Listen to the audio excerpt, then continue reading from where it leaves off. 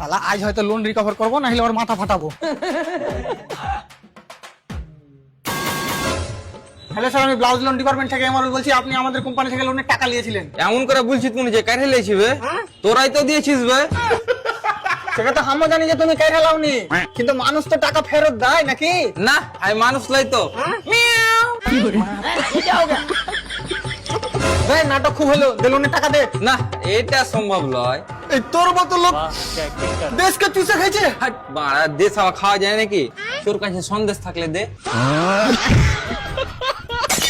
দেখ ইয়ার কি করিস না, বয়স্ক মানুষরা বলে যদি হারামের টাকা খাইস তো শরীরে লাগে না। ও বয়স্ক মানুষ চার দোকানে বহুত কিছু বলে। আমাকে দেখ, আমি কালকেই মাপনু, আগের থেকে 4 কেজি বেড়ে গেছি।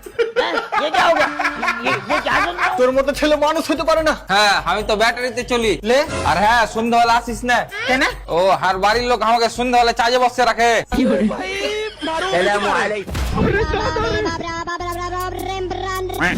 আবে লাউড়া স্যার, তার কাছে টাকা তুলতে পাঠাইছিস আবে?